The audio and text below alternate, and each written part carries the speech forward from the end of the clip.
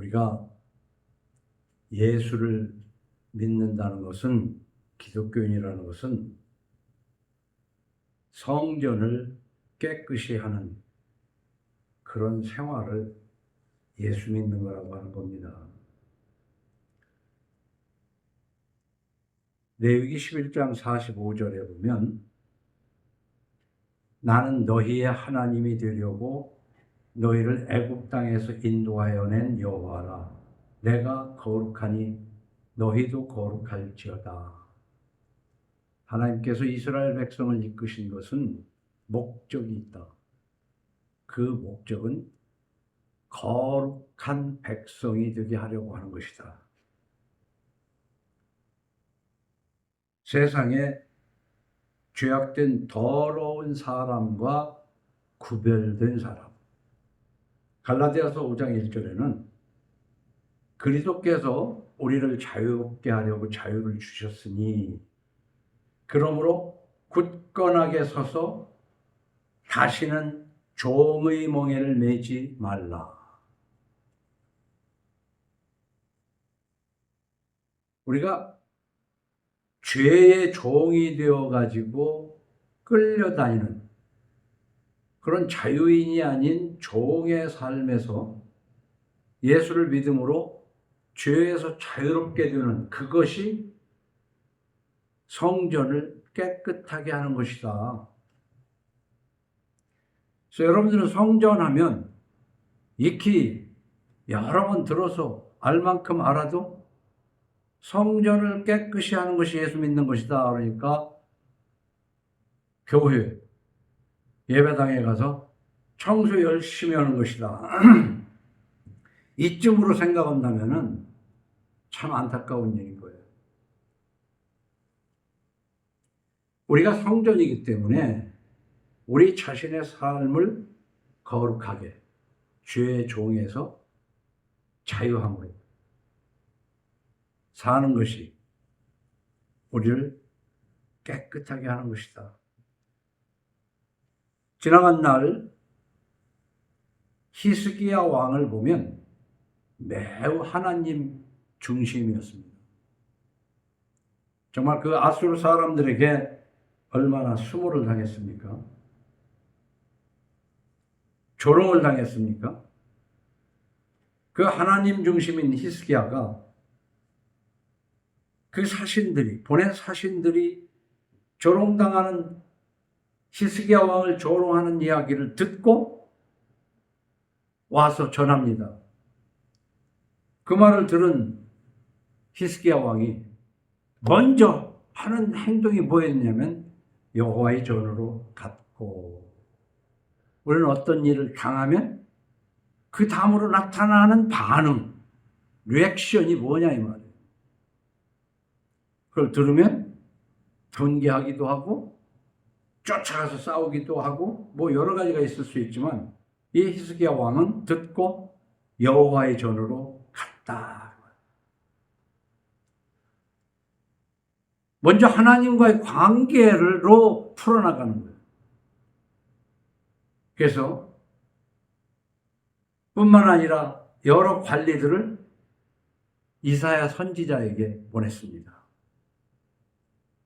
그래서 우리는 여기에 여호와의 전으로 갔고, 그래서 이 대목을 가지고 아마 여러 군데에서 한국 교회들의 그 메시지는 바로 하나님 중심 히스기야 왕 먼저 여호와의 전으로 갔다. 그러니까 우리도 하나님의 성전으로 무슨 일이 있든지 간에 교회로 달려가야 된다. 이렇게 가르쳐 왔어요. 곤경에 처하면 먼저 하나님께 아뢰고 도우심을 간청하는 기도하는 것이 우리 하나님 중심이에요. 그런데 이 여호와의 전으로 갔다는 것이 바로 예배당, 교회, 그 성전으로 갔다. 이렇게 생각하고 이렇게 해왔어요. 그게 우리 기독교의 참 한계입니다. 시편 77편 1절 이하에 보면 내가 내 음성으로 하나님께 부르짖으리니 내 음성으로 하나님께 부르짖으면 내게 귀를 기울이시리로다.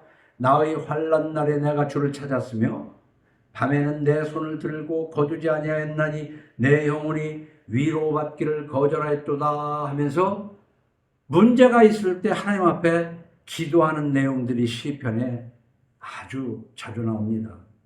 근데 문제는 이 여호와의 성전으로 갔다는 것이 지금 오늘날 지하실에 있든지 5층에 있든지 단독으로 세계 최대의 건축을 했든지 간에 그것을 하나님의 성전이다 그렇게 생각하고 믿고 살아간단 말이에요.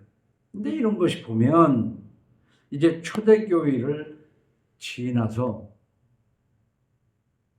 기독교가 로마 제국의 국교가 되고 성장해감에 따라서 건물이 점점점 커져가는데 베드로 성당 같은 거는 참 잘 지었어요. 그 옛날에 지은 건데. 그래서 그거를 교회라고 생각을 해왔어요. 그래서 우리 기독교 신앙은 건물 중심의 미신화가 되어버렸다.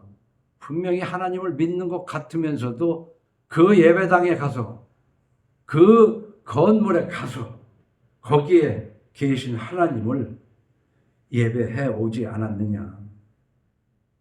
그래서 마가복음 13장 1절 아래에도 보면 예수께서 성전에서 나가실 때에 제자 중 하나가 이르되 선생님이 보소서 이 돌들이 어떠하며 이 건물들이 어떠하나이까. 이 건물 얼마나 잘 지었냐. 이 교회 얼마나 좋으냐. 이 하나님의 성전이 얼마나 좋으냐. 예수께서 이르시되 네가 이 큰 건물들을 보느냐. 돌 하나도 돌 위에 남지 않고 다 무너뜨려지리라 하니라.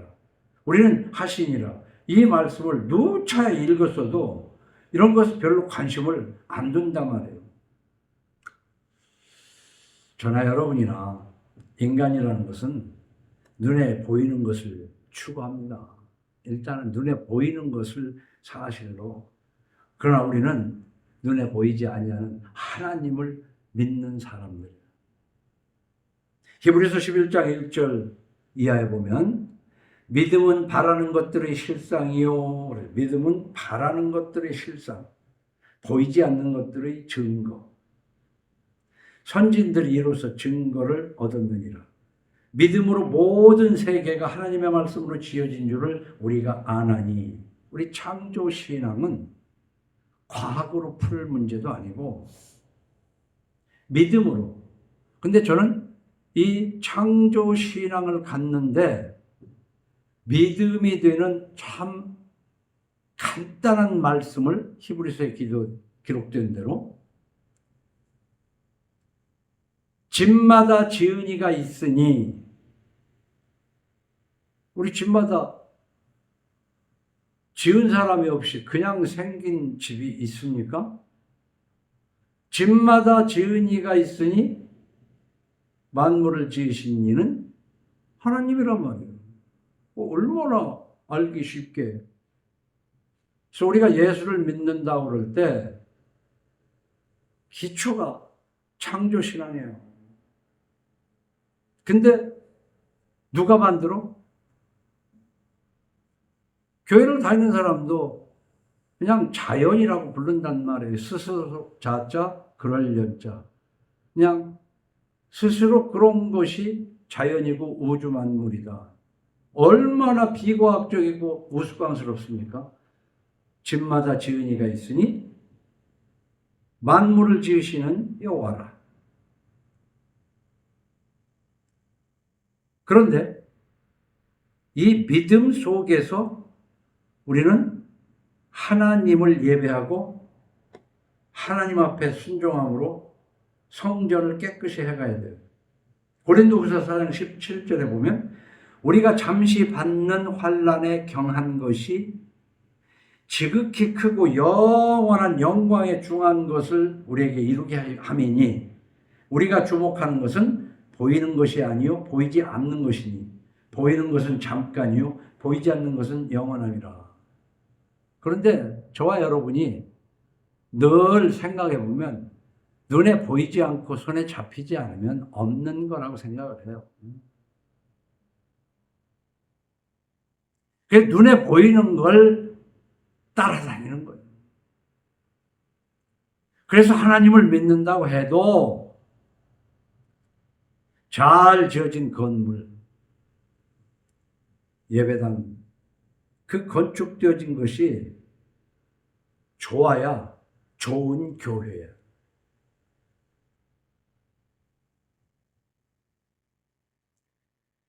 보이는 것은 잠깐입니다. 보이지 않는 것은 영원한 거예요. 그런데 우리는 보이는 것은 잠깐인데 그 보이는 것에 연연하면서 생명을 걸고 인생을 맞춰간다 그 말입니다. 그래서 예수님이 부활하시고 승천하기 전에 제자들에게 나타나셨을 때 도마에게 하신 말씀이지만 요한복음 20장 29절에 보면 예수께서 이르시되 너는 나를 본고로 믿느냐? 보지 못하고 믿는 자들은 복되도다 하시니라. 우리 신앙을 자꾸 보이라고 하는 사람이 있어요. 증명해보라고 해요. 그래서 신학적으로 하나님에 대해서 신존재 증명이라는 것까지 있어요. 신이 존재하는 것을 증명한다고. 그 자체가 우스꽝스러운 거예요. 그래서 하나님은 스스로 믿어질 때 믿는 것이지 누가 그 존재를 증명한다고 해서 그것이 존재하시는 하나님이고 증명이 안 되면 없다 할 수가 없는 겁니다.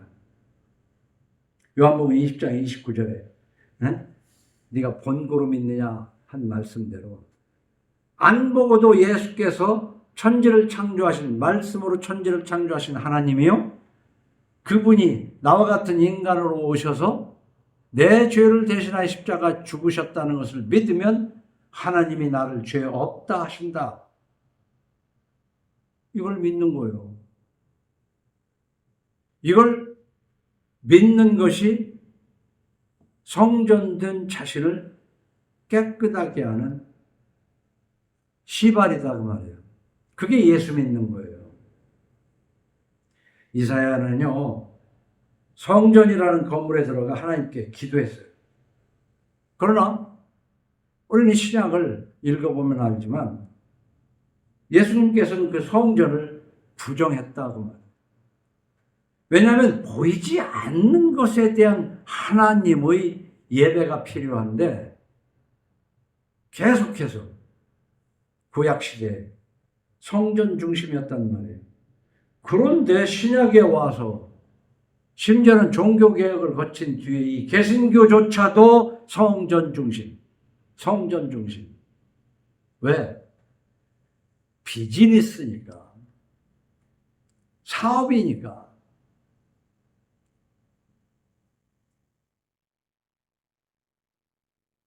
그 사업이 당연하다는 얘기가 아닙니다. 그런 사업에 소비자가 될 필요는 없다 하는 말씀을 전하는 겁니다. 고린도전서 3장 16절 너희가 하나님의 성전인 것과 하나님의 성령이 너희 안에 계시는 것을 알지 못하느냐? 우리가 성전을 머리에서 뽑아버려요. 눈에 보이는 성전을. 성전은 하나님을 모이는 곳이 성전인데 내가 예수를 믿는다면 내가 하나님을 모셨기 때문에 내가 성전이다 그 말이에요. 그리고 내가 하나님을 모셨기 때문에 예수를 믿는다는 것은 하나님을 모셨기 때문에 내가 성전이고 하나님의 성령이 내 안에 계시다는 거예요. 그러면은 내 안에 성부, 성자, 성령, 삼위일체 하나님이 함께 계시다. 이 성전, 이 성전을 우리는 깨끗이 해나가야 되는데 17절에 누구든지 하나님의 성전을 더럽히면 하나님이 그 사람을 멸하시리라. 그 성전을 더럽히는 게 뭡니까? 하나님을 믿는 믿음이 없고 믿는다 하면서 계명을 어기고 믿는다 하면서 사람들에게 악하다라는 평을 받아가면서 죄를 짓는 것이 더럽히는 거예요. 그럼에도 불구하고 지금까지 믿는 자들의 어떤 기준을 보면 세상에서 무슨 짓을 하고 어떻게 했는 것은 그렇게 중요하지 않고 하나님의 성전인 교회에 와서 열심히 찬양하면 그것이 곧 하나님의 기뻐하실 것이라는 착각의 종교요, 미신의 종교가 기독교다. 정상적으로 하자면 기독교는 진리이지만 짝퉁 기독교다. 성전이 모인 곳이 가정교회다. 부부간에 한 사람은 믿고 한 사람은 아직은 못 믿어. 아직 성전이라고 할 수가, 아니 교회라고 할 수가 없죠. 자식들까지. 그러니까 우리는 교회를 세워가는데 교회를 세우는 것이 하나님 나라 확장을 해가는 거니까 내 가정에서부터 교회를 세워나가야 돼요. 그러나 저는 30년 전에 경찰서를 10개 짓는 것보다 교회 하나 세우는 것이 이 사회에 도움이 된다는 말에 자부심을 갖고 나도 교회 하나 세워보자 해서 건물을 만들었는데 나도 그렇게 교회로 알았다는 얘기죠. 그렇게 배웠다는 얘기예요. 그러나 세월이 흘러보니까 그건 교회가 아니더라. 그래서 성전이 모인 가정교회들이 연합하게 됩니다. 연합하게 되면 그 수가 늘어나는데 수가 늘어나면 그 속에는 아닌 성전이 아닌 것들이 많이 섞이기 시작을 하는 거예요. 그런데 심지어는 로마 제국 국교가 되었으니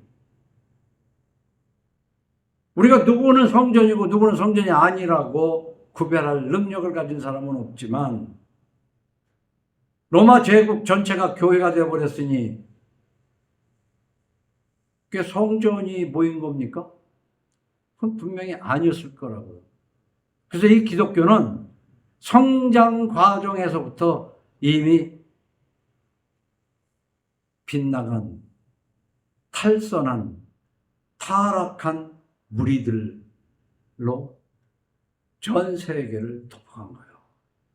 그걸 우리는 하나님 나라의 확장이라고 속아왔다 그 말이에요.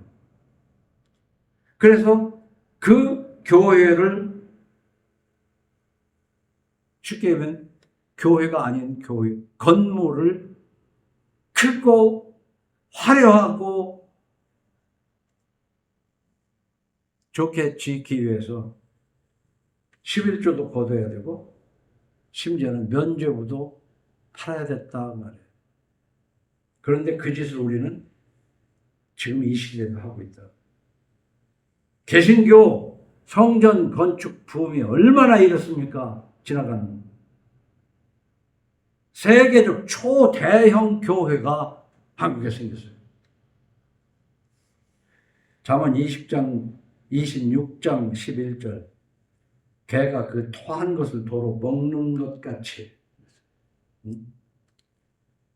우리는 미련한 자는 그 미련한 것을 거듭한다는 말 앞에다가 설명을 개가 그 토한 것을 도로 먹는 것 같이.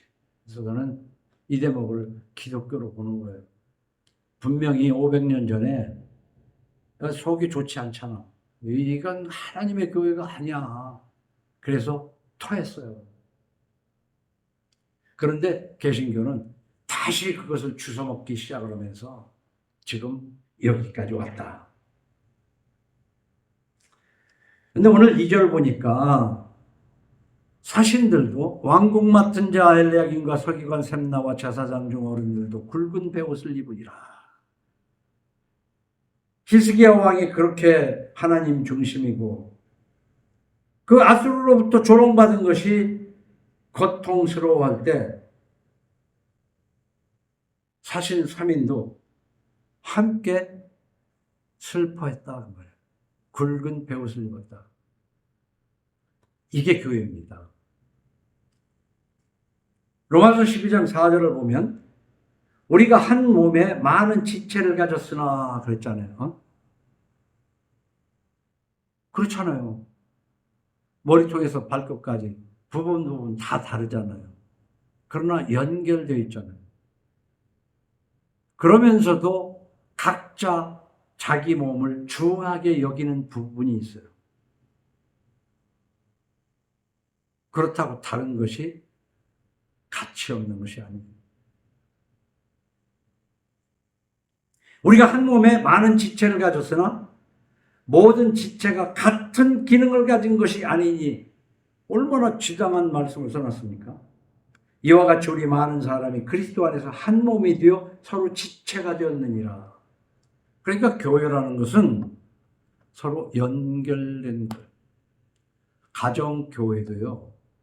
성전과 성전이 연결된 상태예요. 그러나 기능은 달라요. 교회가 아닌 그냥 가정이라는 것도 그렇잖아요.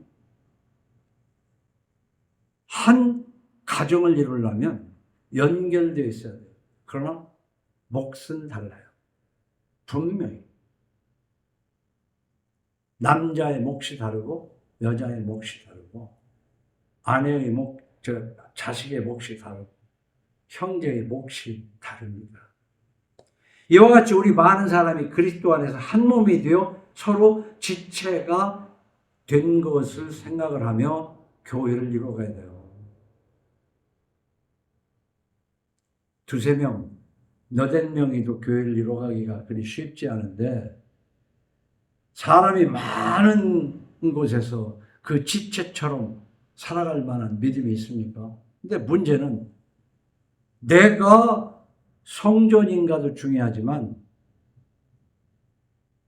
상대방을 성전으로 알고 연결된 줄 알지만 살아보면 부부간에도 연결이 안 되는 게 많은데 우리가 지금 얘기하는 교회라는 곳에서 무슨 연결을 찾을 수 있냐고.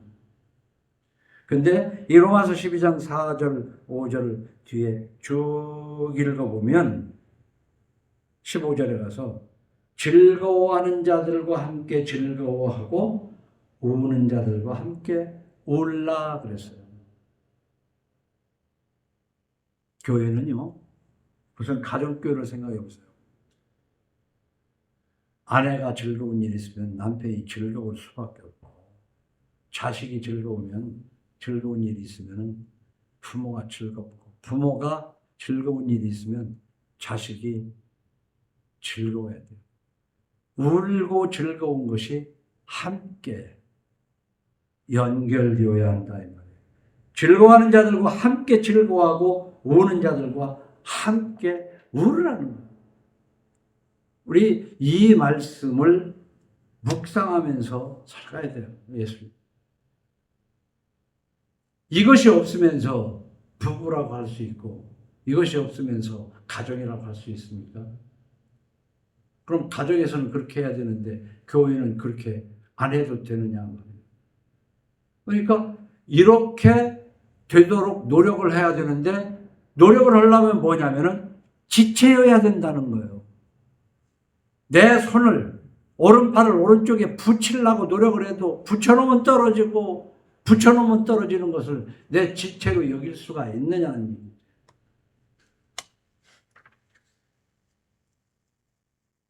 3절에 보니까 히스기야 왕이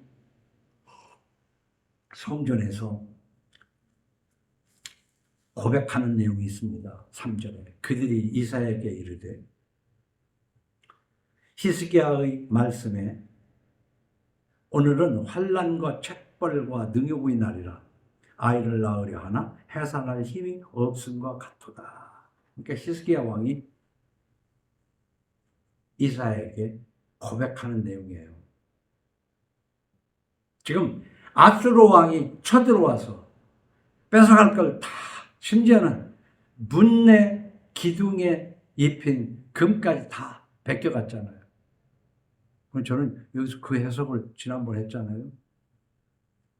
이거 하나님의 섭리가 아니라고 생각할 수 있냐 이 말이에요. 왜 문의 금과 기둥까지 뺏기는 일이 생기는가? 우리 그것도 생각을 해야 돼요. 그런데 히스기야 왕이 고백을 하는 거예요. 이 조롱을 당하고 징수해가는, 뺏어가는 그런 것들을 보면서 이게 환난이고 능욕이라고만 생각한 게 아니라 그 중간에 책벌이라는 말을 넣었어요. 환난과 책벌과 능욕의 날이라. 나 재수 없고 더럽다 이게 아니야. 책벌은 누군가가 나를 때리는 거란 말이에요. 그 영어 성경으로는 rebuke, R-E-B-U-K-는 rebuke라는 단어를 썼는데 꾸짖음을 받는 날이다. 꾸짖음. 누구한테 꾸짖음을 받아요? 하나님한테 꾸짖음을 받는 거죠. 우리는 어떤 일이 있을 때 재수없다 이거야. 그걸 하나님하고 좀 연결시키면 하나님이 왜 이러십니까? 하고 하나님한테 대드는 거야. 네, 여러 번 얘기했지만 이성국 목사님은 돌뿌리에 걸려 넘어진 것이 아니라 넘어질 뻔 했을 때도 하나님 뭘 꾸짖으시는 겁니까? 뭘 깨달으라고 하시는 겁니까? 라는 글이 나와요. 그래서 그거를 보면 어떤 사람은 웃기네 할 수도 있지만 저는 그 대목에 상당히 내 뇌리에 박혔어요. 모든 것이 하나님의 섭리하시는 것이라는 것에 대해서 그 신앙이 지금 히스기야 왕이 바로 인증 책벌이다 이 말이에요. 뿐만 아니라 해산할 힘이 없음 같도다. 산모가 해산을 해야 돼요. 이건 해결해야 될 일이에요. 고통스러워요. 그런데 해산할 힘이 없고 고통만스러우니 이거 어떻게 하겠어요? 그래서 우리는 살아가면서 어떤 일이 있을 때 하나님의 책벌, 하나님의 책벌이지만 내가 하면 되잖아. 그러나 내가 할 수 없는 것을 깨달은 거예요. 나는 할 수 있다는 것은 하나님이 밀어줄 때 내가 할 수 없는 것 같은 것도 할 수 있는 것이지만 내가 아무리 할 수 있는 것 같았고 해왔던 것이라도 하나님이 하게 하시지 않으면 할 수 없다는 것이 나는 하나님을 만난 그때서부터의 성경을 풀어가는 답이 거기에 있어요. 그게 바로 열면 닫을 자가 없고 닫으면 열 자가 없는 그분 위에서 주시지 않으면 아무것도 받을 수가 없어요. 하나님을 찾는 자는 하나님이 계신 것을 믿어야 돼요. 거기 하나님이 계신 것. 근데 그걸 빼고 하나님을 찾는 자는 상 주시는 자이심을 믿어야 돼요.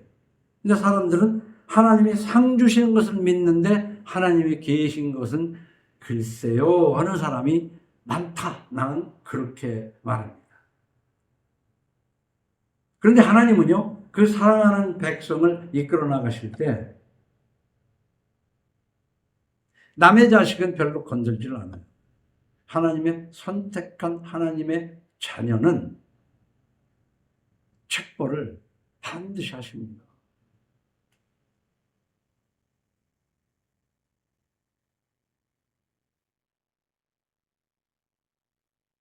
그런데 그 문제를 해결하기 위해서 힘이 없음을 깨닫게 하시는 거야.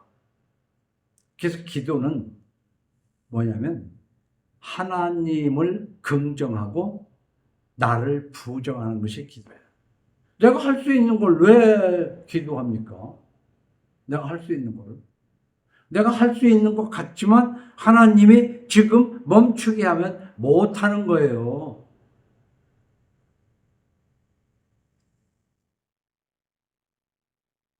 문과 기둥에 금까지 벗겨 바쳤지만 이제는 달려먹은 거예요. 그래서 예수 믿는 것은 성전을 깨끗이 하는 건데 성전을 깨끗이 하는 것의 하나가 자기 부정입니다.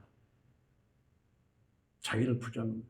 그러니까 예수님이 제자들에게도 하는 얘기가 네가 나를 따르거든 제 십자가를 지고 자기를 부인하고 제 십자가를 지고 자기를 부인하는 거예요.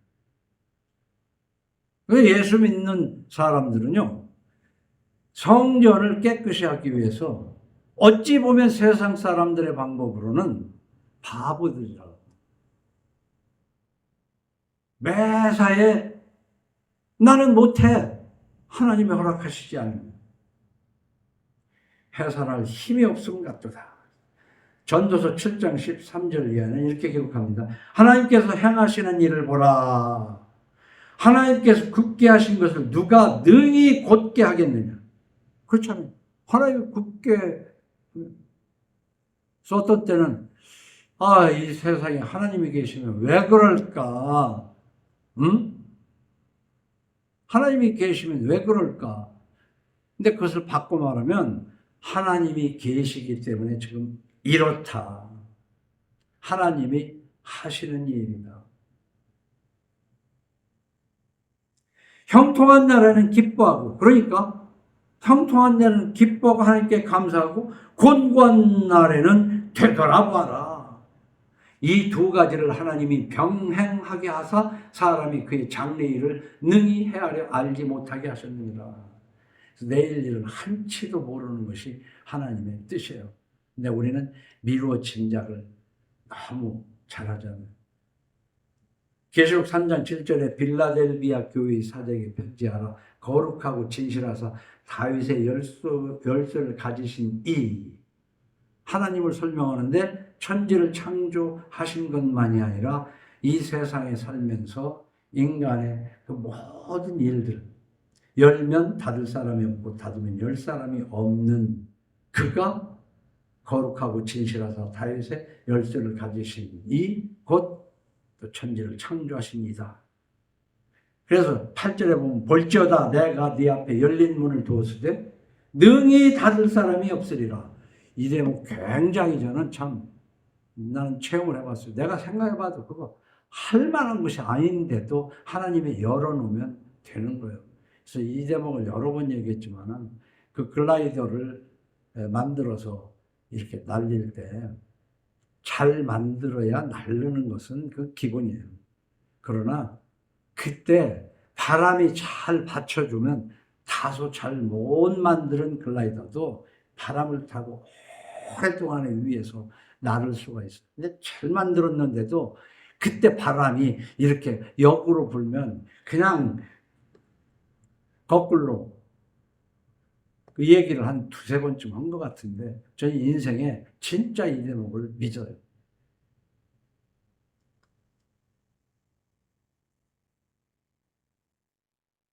열면 닫을 사람이 없고 닫으면 열 사람이 없는 그가 이르시되 내가 네 앞에 열린 문을 두었을 때 능히 닫을 사람이 없으리라. 내가 네 행위를 아노니. 내가 네 행위를 아노니. 하나님이 내가 지금까지 살아온 일들을 모르는 것이 하나도 없습니다. 오히려 내가 모르는 것까지 하나님은 알고 계시다. 이거 머릿속에 잘 생각을 해야 돼요. 나도 몰랐는데 하나님은 알고 계셔. 왜 그러겠어요? 하나님은 스스로 계신 자이기 때문에. 그것을 우리는 다른 말로 전지전능하시기 때문에. 그걸 모르면 하나님이 아니죠. 내가 모르는 나의 생각, 했던 일, 나는 다 까먹었어. 그러나 하나님은 아신다.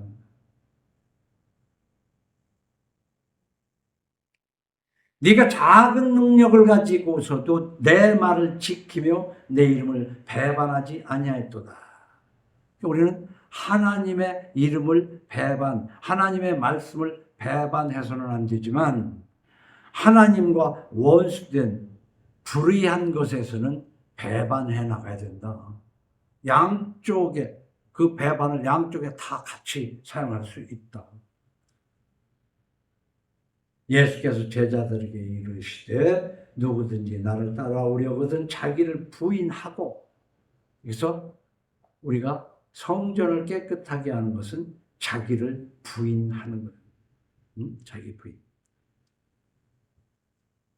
그러면서 4절에는요. 히스기야 왕이 이사야에게 당부합니다. 당신은 이 남아있는 자를 위하여 기도하라. 이게 완전 하나님 중심이에요. 자기도 기도를 하면서 이사야에게 부탁할 것을 부탁을 하는데 우선 기도하라는 겁니다. 근데 우리는 이 기도에 대해서 다시 정리를 할 필요가 있습니다. 하나, 야고보서 5장 13절에 너희 중에 고난당하는 자가 있느냐? 그는 기도할 것이고, 이 고난당할 때는 기도를 해야 됩니다. 그러나 이 고난당할 때는 하나님의 책벌인 것을 깨달아야 돼요. 하나님의 책벌이면서 이 고난을 내가 해보겠다는 생각에서 하나님께 맡겨야 돼요. 그러면 나는 가만히만 있어야 되느냐? 그런 것이 아니라 내 몫이 있어요. 하나님이 나에게 원하시는 몫이 있어요. 그걸 하면 되는 거예요. 때로는 침묵을 요구하기도 하시고 때로는 외치기를 원하시기도 해요. 그래서 즐거워하는 자가 있느냐? 그는 찬송할지어다. 고난당하느냐? 기도해. 어려운 일이 있어요. 즐거워하는 자? 즐거워? 그러면 하나님께 찬송해. 근데 우리는 고난당할 때 하나님께 원망, 불평, 즐거운 일이 있을 때 내가 이렇게 했다.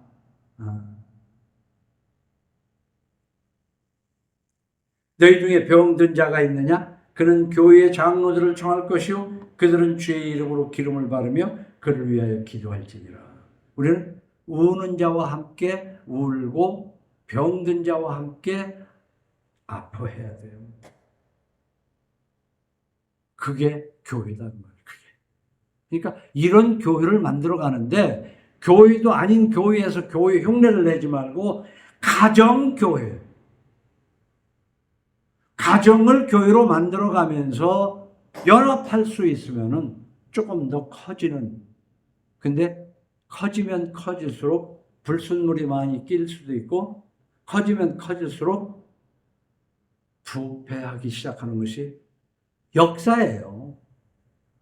그럴 것이다 라고 예측할 수 있는 일들이다. 믿음의 기도는 병든 자를 구원하리니 주께서 그를 일으키시리라. 여기에서 구원은 치유를 얘기하는 거예요. 혹시 죄를 범하였을지라도 사하심을 받으리라. 그러므로 너희 죄를 서로 고백하며 병이 낫기를 위하여 서로 기도하라. 의인의 간구는 역사하는 힘이 크니라. 우리 여기에 보면 너희 죄를 서로 고백하며 그랬어요. 자기의 죄를 서로 고백해. 근데 이건 말씀이지만 굉장히 위험해요. 왜? 서로 고백하라고 하는데 서로 성전일 때 고백해야 되거든요. 성전이 아닌 자에게 고백할 필요가 없다는 거예요. 그러니까 이것은 고백을 하라는 것인지 하지 말라는 것인지 우리가 성전을 구분하기가 쉽지가 않습니다. 오늘 읽은 말씀 5절로 7절 뒤를 우리 한번 살펴보고 마칠까 합니다. 여호와께서 이같이 말씀하시되 그랬습니다. 여호와께서 이같이 말씀하시되, 지금 이사야가 하는 말이에요. 그리하여 히스기야 왕의 신하들이 이사야에게 나아가매 이사야가 그들에게 이르되 너희는 주에게 이렇게 말하라. 여호와께서 이같이 말씀하시되 그러죠. 이사야가 여호와께서 이같이 말씀하시되. 근데 구약 시대도요, 하나님이 그렇게 말씀하시지 않았는데도 여호와께서를 빙자하는 사람들이 많았어요. 그걸 거짓 선지자라고 합니다. 이사야는 지금 여호와께서 이같이 말씀하시대요. 근데 지금도 하나님께서 말씀하시고, 하나님이 나한테 꿈에 뭘로 보이고 뭐가 하고, 또 하나님이 이렇게 하면서 사기치는 그게 너무 많아요. 그러니까 우리는 구약시대는 여호와께서 이같이 말씀하시되 했는데 진짜로 한 건지 안 한 건지 구분하기 참 쉽지 않았을 거예요. 근데 요즘 시대는 그것도 구분 못하면 안 되죠. 그래서 성경을 읽어야 된다. 누군가가 얘기를 하는데 그 성경에서 있는 이야기를 하나님의 말씀이라고 그러면 하나님의 말씀인 줄 알아요. 근데 하나님의 말씀이 아닌데, 안 읽어봐서 모르는데 어떻게 알겠어요? 그럴듯한 얘기면. 근데 신명기 18장 19절 이하에는 이렇게 말합니다. 누구든지 내 이름으로 전하는 내 말을 듣지 아니하는 자는 내게 벌을 받을 것이요. 일단 그랬잖아요. 선지자에게 전하는 말인데, 그럼 성경에 있는 말씀인데 빼면 어떻게 된다고 그랬어요? 보태면, 없는 말씀을 보태면 어떻게 된다고 그랬어요?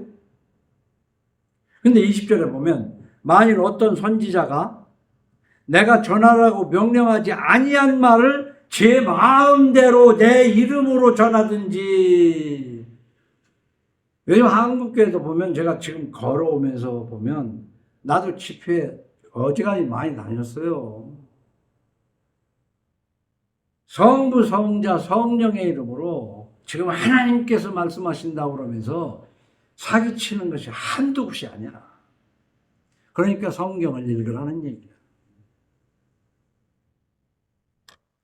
제 마음대로 내 이름으로 전하든지 다른 신들의 이름으로 말하면 그 선지자는 죽임을 당하리라 하셨느니라. 그러니까 그렇게 해서 사람을 많이 모아가지고 호주머니를 털어내서 잘 먹고 잘 사는 가서도 하나님한테 죽임을 당하는 거예요. 21절에 네가 마음속으로 이르기를 그 말이 여호와께서 이르신 말씀인지 우리가 어떻게 알리요? 모르겠잖아. 성경을 안 읽으면은 모르잖아요. 근데 성경에 있으니까 우리는 성경으로 판단을 해야 돼요. 그러나 신명기에서는 그래요. 어떻게 알겠느냐? 근데 만일 선지자가 있어 여호와의 이름으로 말한 일에 증언도 없고 성취함도 없으면 이는 여호와께서 말씀하신 것이 아니요. 그 선지자가 제 마음대로 한 말이니 너는 그를 두려워하지 말지니라. 여호와께서 너 죽고 살지 못하겠다 겁을 주면 벌벌 떠는 게 그 시대 사람이었어요. 근데 지나갔더니 죽지도 않는다. 하나님이 하신 말씀이 아니구만. 그러나 지금은 증언으로 아니라 기록된 말씀을 눈으로 확인을 해야 돼요. 근데 그것은 언제 증언이 생길지는 그건 가봐야 하는 거죠. 그 인간들이 하나님의 말씀을 받았다 하면서 성경에 없는 말하는 사람이 한국에 굉장히 많아요. 또 그런 사람들 앞에 사람이 많이 모입니다. 그것에 속지 말라는 거야. 그러니까 가정 성화 교회를 잘 세워가라, 그런 얘기입니다. 그래서 마태복음 7장 15절에 보면 거짓 선자들을 삼가라. 양의 옷을 입고 너에게 나오나 속에는 노략질하는 일이라. 호주머니 털라고 하는 소리다 그 말이야. 응? 그런데 들어보니까 호주머니 털으려고 헌금 얘기하나? 왜 성경에 읽어보고 판단하라 그런 얘기야.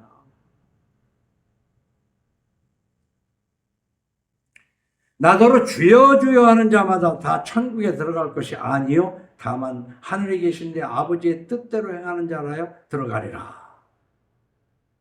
근데 이 시대에는 말이에요, 성경으로 확인을 안 하고 다 하나님 말씀이라고 하는데, 그날에 많은 사람이 나더러 이르되 주여 주여 우리가 주의 이름으로 선지자 노릇하며 주의 이름으로 귀신을 쫓아내며 주의 이름으로 많은 권능을 행하지 아니하였나이까? 신비한 일이 일어나고 이런 곳에 사람이 구름대같이 모여왔고 앞으로도 그런데 모이고 있는데 그런데 가지 말라는 거야.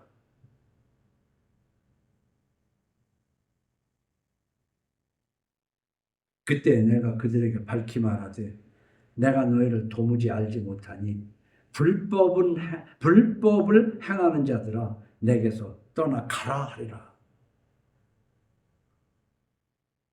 그래서 우리는 하나님의 말씀을 전하는 자들을 멀리에서 보면 불법을 행하는지 안 하는지 알 수가 없어요. 그러나 그 메시지를 들어보고 성경에 합당한 말인지 성경과 짝을 맞춰야 돼요. 그런데 성경을 말하긴 말하는데 교묘하게 앞자르고 뒷자르고 주는데 그 정도도 성경을 읽지 않고 그걸 성경에 있다고, 왜? 몇 장 몇 절에 있다고 그러면서 읽으면 그 부분만 읽고도 있네. 앞뒤 자르고 문맥 자르고 그래서 앞뒤 좀 폭넓게 읽고 이게 그러한가 할 때 여러분에게 믿음이 축적되고 여러분의 성전은 깨끗해질 줄로 믿습니다.